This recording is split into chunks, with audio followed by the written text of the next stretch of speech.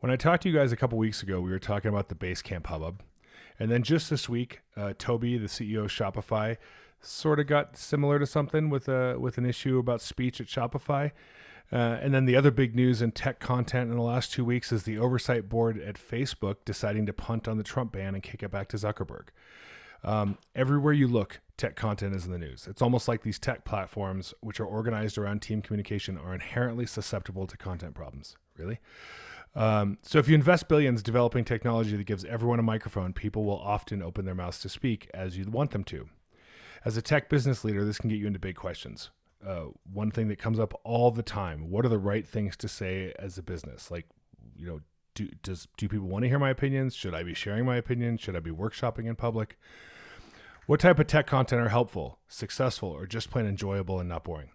Can you serve your company's goals at the same time as your personal goals? To look at this, I've asked our most frequent guest and one of my favorite people, John Lawson, to drop by. John wrote a book a few years back. It's how I met him and got introduced to the Miva community. It's on my desk and on many desks in the e-commerce industry. It actually helped inspire me to write my own book. It was amazingly prescient, describes the dynamics of social selling. It's called Kick-Ass Social Commerce for E-preneurs. You kind of threw in at that part of the title, John. It's not about likes, it's about socials, it's about sales. It's kind of a sit-down, shut-up title, if you will, which is very John style. His title is on John brand. The book was very enlightening to me as an e-commerce producer. And when he wrote this book, social selling hadn't clicked yet. It was kind of obvious it was coming, but I don't think when his book came out 6-7 years ago, I had bought anything socially yet. But that day definitely arrived. And given our current soul searching about what to say, the interaction of personal content and e-commerce makes this book more relevant than ever. So welcome to Dragonproof.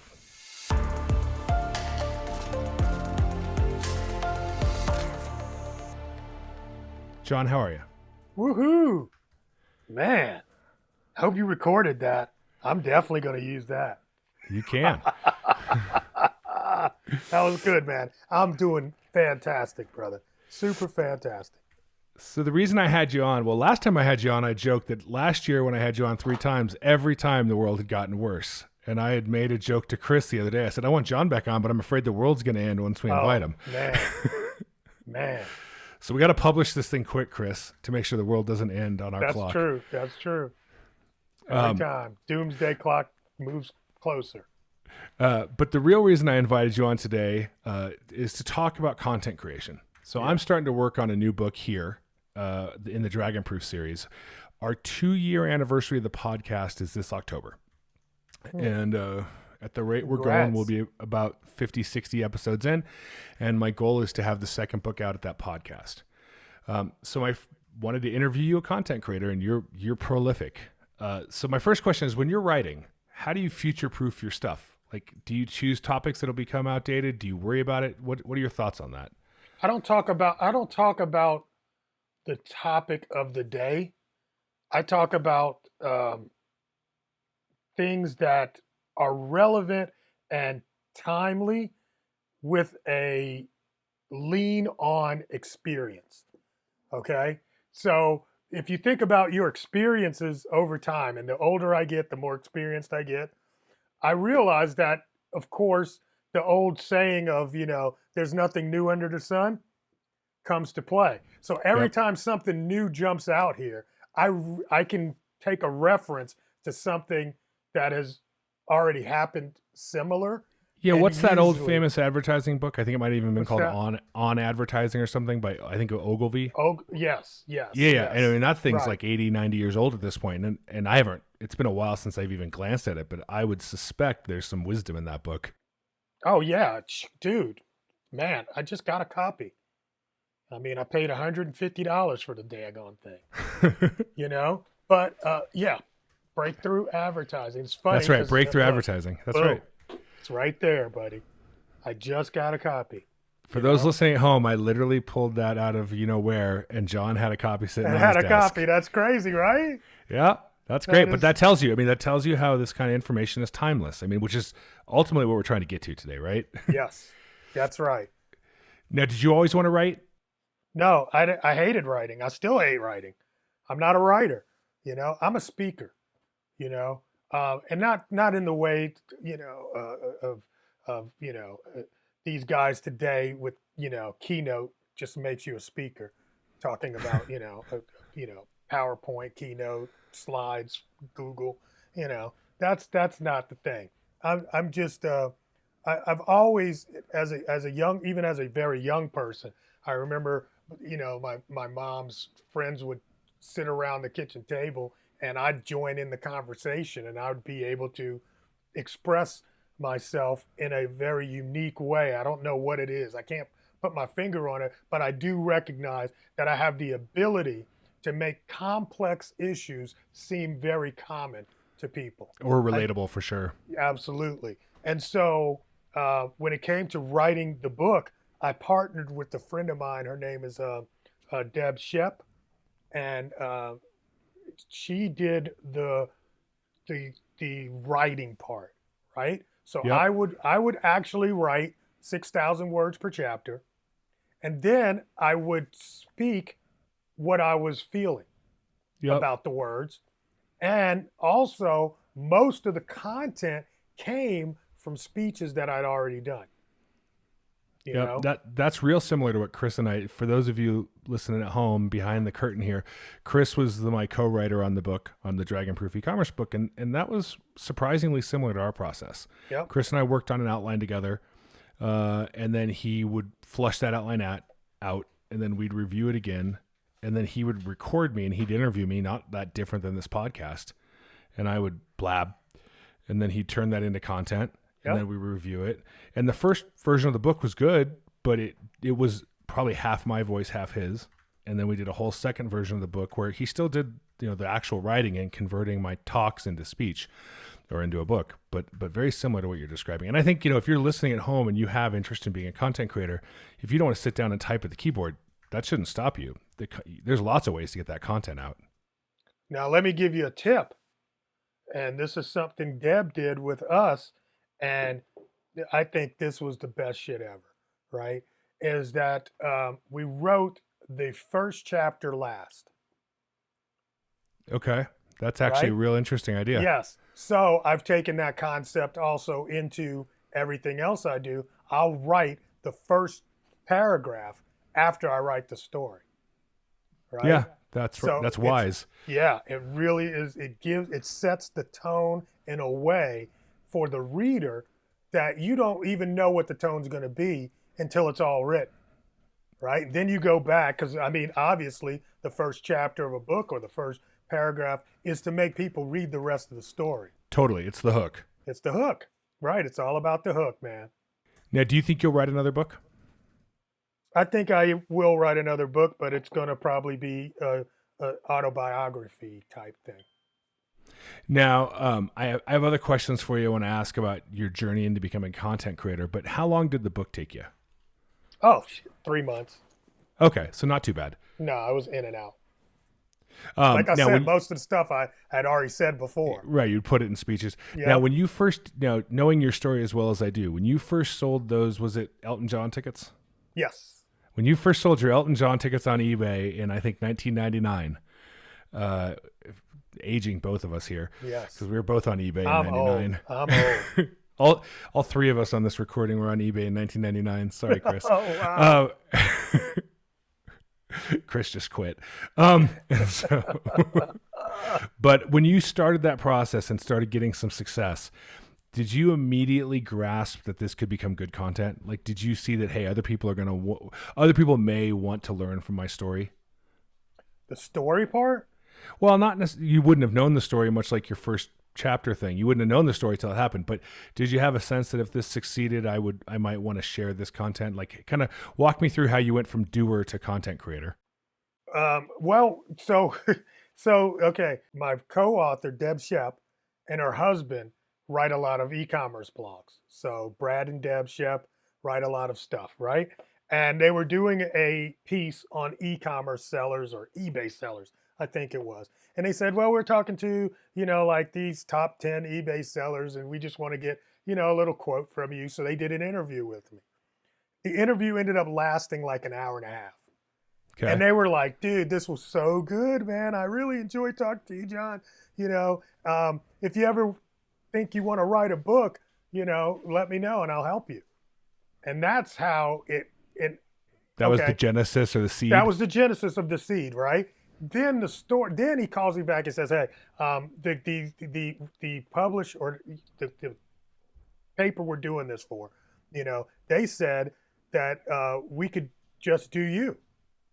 And they ended up putting my hour and a half into a 3-segment piece, and I read the piece and I was like, oh shit, it sounds like me.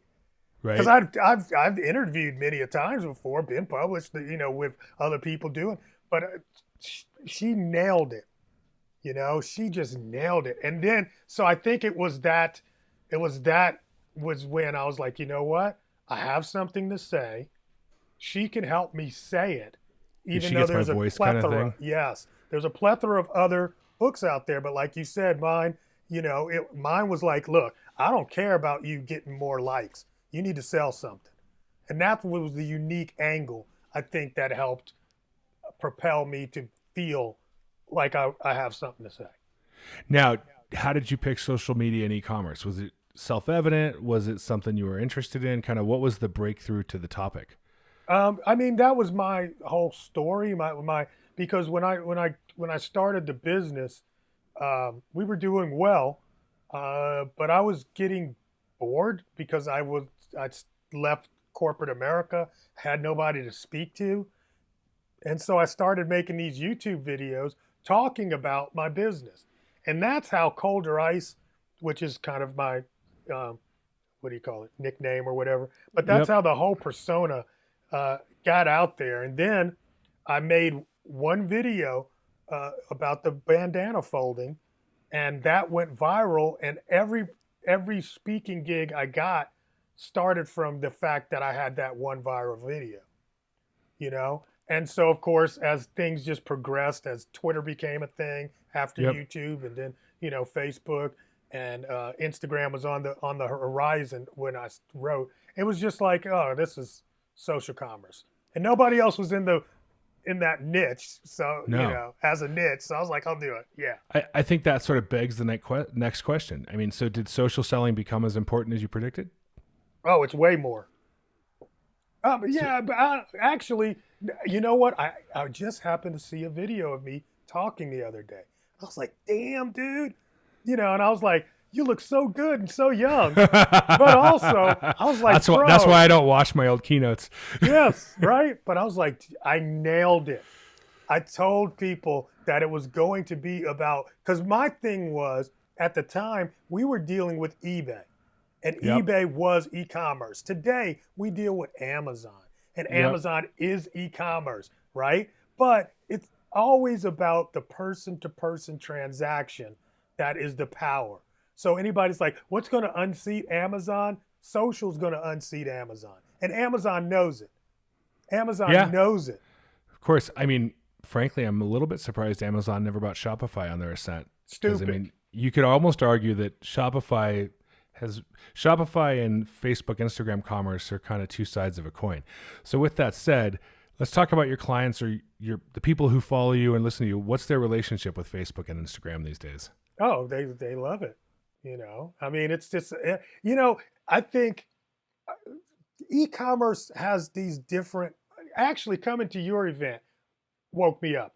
I remember the first time I walked in and you said, hey, I want you to come speak to my folks, but it's a different vibe because you're all eBay and these folks mostly do their own website, So there's these pockets of different people that are building different brands and using different strategies, But I do see now that the folks that are growing with an organic reach have the ability to really multiply their business, because it's going back to the old saying of the 1,000 true fans. Yeah. Right?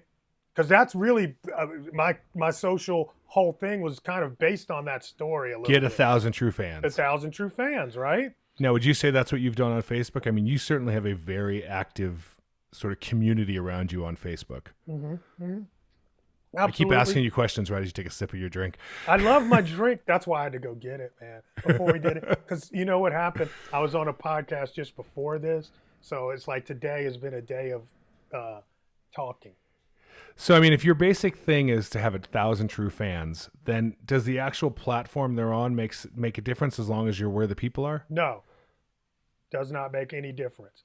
That's why I tell people I got one girl, and you know I do the coaching thing, and I remember she came to me, and she was doing Facebook Lives, and she would sell her jewelry on the Facebook Live, and she was doing pretty well. But she was, you know, and she was like, but yeah, you know I need to get my Instagram together, you know, and I was like, who told you that shit? Who Right. told I mean, that? actually, you know, Somebody this is funny. plus- yeah. As friendly as much as you and I have become friends, I don't think I have you on Instagram. Are you even really on Instagram? You just wait. Something's about to drop. Oh, okay. The other Now, shoe is about to drop. speaking of these new platforms, even though you're the same age as me, I think, or maybe a hair older, can you explain TikTok to me? Yeah, I mean, don't you remember Vine? It's Vine Yeah, 2.0. I was on Vine for a second. Yeah, I mean, what do you want to know? It's moving pictures with words and music. Just think Now, about that. Just think Is about it that. Is it the new platform? There is no. It is a new platform. It's not the. Okay. All right, because right now, if I have, let's say, collectible coins, Sure. right? I can still go to old chat boards and start a business of collectible coins because that's Sure. where that audience is. So yes, it's a platform and a lot of things that are going on there. I don't know how proven it is for business startup. Yeah, you know, that's a really good point. When we look at, you know, what the thing that came to mind when you said collectible coins is Russ Carroll, my business partner at Miva. He's been really into to astronomy, right? He literally built an observatory, donated it to Wayne State University, and he's on bulletin boards, for lack of a better term, that are, you know, astronomy geeks, people buying and selling these hard to find telescopes and mirrors and components. Yeah, you're not going to go on Instagram or let alone TikTok and make a song about your astronomy mirror. But you might. Yeah, but that community exists on those community forums, and I Right. think through some of Miva's big clients, you know, one of our verticals that's really successful is people selling auto parts, because auto parts people get real obsessed with their car, right? So if you've got a Dodge Ram diesel truck, we probably have a customer that you can go geek out on their community forums and then buy the stuff. So you go to where the audience is, I think, is the takeaway. Right. And not just the audience, it's the buyers. See, That's that's a good the thing. distinction. Yes, that's the thing about TikTok. I'm not sure necessarily that that's where the buyers are. Is that where I'm going to get buyers? I can get looky-loos, but again, as the book says, it's not about likes, it's about sales. Guy the other day, he got 1 million views. He couldn't sell a $15 t-shirt. He couldn't sell some ocean spray on a skateboard. Exactly. No, I mean literally this guy had 1 million followers and could not launch a $15 t-shirt. Yeah, that gives you some insight into the reach of that. So, how do you keep an eye on, you know, I remember there being some breakthrough moments on Instagram when Instagram became a great way to show products. I remember when it was before that and then sort of the post that. Yeah. How will you know when that happens to TikTok or any other platform? How do you keep an eye on that? When they get the ability to drive traffic directly to your site on a video. Yep. Yeah, that makes sense. And this is where I don't know TikTok. They don't do that quite yet. Not yet. Not yet. Instagram just got it, really. Yeah, that's true. Instagram Yeah. was a little late to that game, Mhm. relatively speaking. So that also brings this up. Is it too late to start selling on social? Is it ever No. too late? Absolutely not. Because it's all about people. It's not about a platform. It's all about people. Yep. Right? So it's too late for you to sell on AOL. Right? Because the people Right. aren't there anymore. Sure. Right? So that's what I mean. There's always something new, and that because we should talk about that. That's just freaking insane. That Yahoo AOL. I know. So wasn't that just insane? $5 billion. Well, and it was still a big failure, but yeah. Oh, Yes. You Yes. know, it was a write-off. you know what you described. Do you remember, since we're from the same generation, do you remember in the 90s there was this whole hubbub about narrowcasting, right? There was going to be narrowcasting. And what I think you're describing in your methodology to social selling is narrowcasting. Get your 1,000 true fans. Yes. You know, it's almost like those jam bands that the most Americans have never heard of, but there's 30,000 people who will go to every concert. You can get real wealthy on that. Exactly. That's my man Prince, man. Prince put that in me. Prince is a little bigger than a narrowcast. Not really. He is, but well, I mean, let's put it like this. When Prince left Warner Brothers and couldn't use his name, just think about this. He can't use the name that made him who he was because Right. somebody else owned that name, and they owned his entire back catalog. And they owned the next like 3 albums that he was going to put out. You know what he did? He went to the basement, said, "Here, take this shit." And he gave him 3 albums that he probably of Those would have material. never come out. Yeah. Right, that would have never came out. And then he released his own album. And if you remember, he released his own album with Target. Oh, that's right. You remember this? Yeah. And it was only in Target, and he sold 100,000 copies. And Prince said, "I made more on that than I ever did selling 10 million copies of Purple Rain." Think about that. I actually didn't know that nuance to the story. I remember him selling that through Target. I didn't know that that was the financial outcome. Yep. And so that led him, so that was the initial, right, 1,000 true fans. Of course, he had 100,000, but the concept is still the same. He's got 10 million here, but everybody else is taking the pie. When he creates his own audience and not leveraging somebody else's audience, he made more money. So this is where I go with people when they talk about Amazon. Yes, you can leverage that. Absolutely. But do you know you can also do your own thing and create your own audience and maybe make more money? Yeah, no, I mean, I am sold hook, line, and sinker on this message. So you're preaching to the choir here. I know. It's just for the folks. Yeah. Well, speaking of the folks, let's talk about why someone would want to become a content creator or write a tech book, right? So you got creating a resource to be helpful, marketing for your brand. I mean, how much? You're already shaking your head at me for those listening at home. So tell me why to create content. Let's not make it about a book. Why should someone be a content creator? Attention. One word. Attention. And did it work for you? I'm on this show. I mean, that's true. Right? It worked for you with me. I became one of your 1,000 fans. So, but I mean, it's all about attention. If you can get people to pay attention to you, you can deliver the message that will get them to take action. Now, for us, the action is, give me your credit card, right? Right? But you have to first get people's attention. If you're on the side of the road with a flat, there's a whole lot of damn cars going by, but until you go like this and get somebody's attention, you'll never get any help. Yep. Yeah, that's true. Right? So you got to get their attention, get them to pull over, help me with the tire, take some action. That's the whole thing. So who should become content creators? I mean, every entrepreneur? Yeah, why not? Or, I mean, you don't have to be your own content creator. You can get other people to create your content. That's the music business. Shit, can't none of those owners sing. Right? Can't nobody in the press box, not in the press box, in the owner's box at the football game play any football. Yeah, right. Yeah. Robert Kraft doesn't play football. That's right. Find somebody else to do it. That's how you get rich. Well, yeah. Leveraging other people's money. That'll be our next podcast. OPM. But okay. So yes, absolutely. I think you should think about. I think all of the world is about content creation. Whether that be the videos, like you're doing the podcasting, it's all about content creation. There is no business without content. Absolutely. I mean, my take on it, I guess, goes like this. You come across people in your life, who want to be the next guru or the next this or that, and frankly, that's stupid. But and a little shout out you should, if you haven't watched it, you should watch Tony Robbins' "I'm Not Your Guru" on Netflix. Great, Yes, great movie. But when someone wants to be a guru for the sake of being a guru, I'm always suspect. First of all, why? You know, when you're a 24-year-old person who's just done yoga for 3 months and you're going to tell me how to live my life, I've got some questions, and they're probably not good ones. But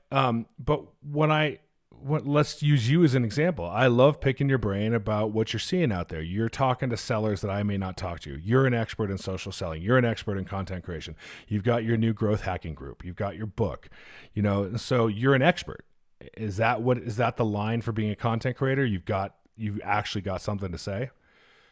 I think, I don't know, man. I don't know. That's a good question. Because you know what? This is one of those, I always go back to like LeBron or Michael Jordan things, because, you know, this is the water I swim in. And I don't know what it's like to not have that. I really don't know what it's like to try to be a content creator. Sure. You know Yeah, I get that. No, so, yeah. One of my last questions before we start heading into the final wrap up was, you know, and I say this with as a total compliment, you're a hustler, and I mean that as a business hustler. Like, you're always out hustling. Not anymore, though.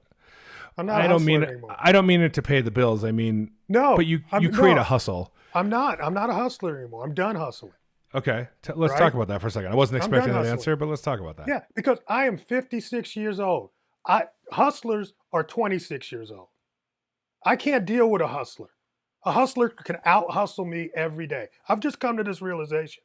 Okay. Right, in the last couple of years, I'm like, shit, I'm old. I don't have to hustle. I got wisdom. You hustle when you don't have wisdom, right? But now I got wisdom. I have to use that so I don't have to hustle.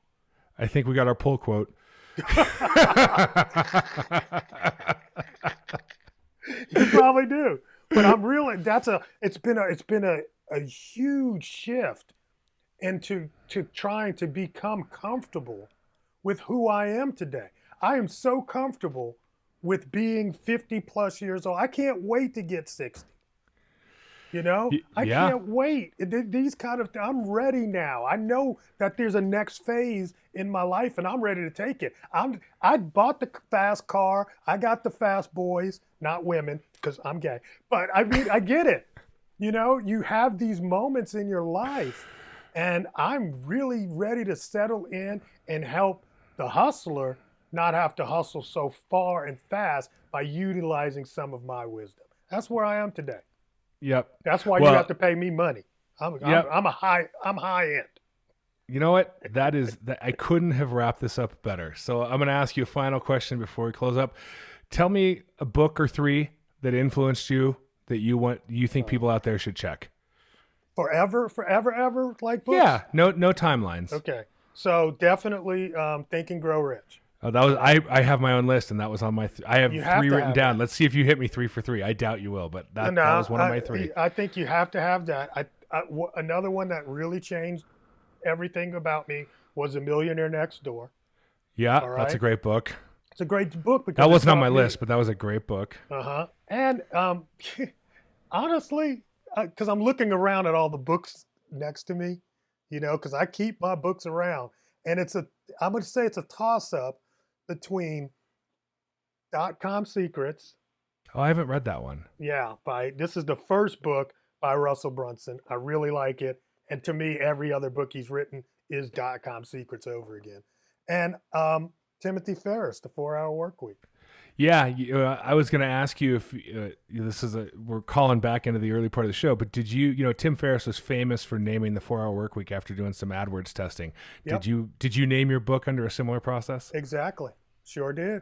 We went out and in my Facebook group, I asked them which, I don't know. Okay, not the naming. I did that for the cover of the book. They gave me 3 treatments. And I only did it because of what he said about it, is that people got engaged. That's what I did it, because people felt like it became part of their doing. It's like, oh, that's the one we picked. And that made them buy, right? So it really helped us to propel it to #1 on the Amazon charts simply by doing that, right? But the name of the book, kick-ass social commerce because everybody trips on for E-preneurs. Yep. Me and the publisher went back and forth on that, right? But what I ended up getting from them is that they were less rigid on the edits of the book. And that's why my voice is still in there the way it is, because I let them have this stupid ass title, right? Yep. And I got the actual book that I wanted. And I learned that from Tarantino, whatever his name is. Quentin Tarantino. Oh, okay. Yes. Because do you remember Pulp Fiction? That scene where they shoot the kid in the back of the car, Yep. right, accidentally. He said that was the bloodiest fucking thing I could ever do. He's like, I made it so bloody that it initially got an X rating. So they changed. He's like, I pulled back the blood there so they can leave all the other crazy shit that's in the movie. You got always, yeah. Look, that's a strong rule of negotiation. You always got to have something you're willing to take back off the table. And a couple thoughts. First, a little mea culpa about Tim Ferriss. I was a Tim Ferriss hater for years because he doesn't work 4 hours a week. No one works 4 hours a week, right? And so I always got hung up on that. But I recently got his 4-hour cookbook, and I'm trying to teach myself to cook. I'm actually right now deep in the Snoop Dogg cookbook, but that's a different thing. Oh, Snoop Dogg wow. Snoop Dogg spaghetti is the best spaghetti you'll ever eat. I'm just gonna say that. How much weed is in it? None. Not since my 20s. But yeah, Tim Ferriss, I started following him on social media and reading his blog and his content, and I've come full circle. I'm a Tim Ferriss fan now. And Think and Grow Rich, I had a couple other books, but I'll talk about this some other day. But I will say to anyone listening, Think and Grow Rich may be universally the most praised business book when I talk to entrepreneur and business people. And they tell you this on the back of the book and on the front of the book. The entire secret of the book is in that title. And it's like a Zen koan. Spend your life thinking about that title. Yeah. So, John, as always, thanks for being on. You're a great guest and a good friend. And for those listening, go buy Kick-Ass Social Commerce for E-preneurs. It's not about it's about sales by John Lawson on Amazon. John, thanks. Thank you, man. We'll talk soon. Peace.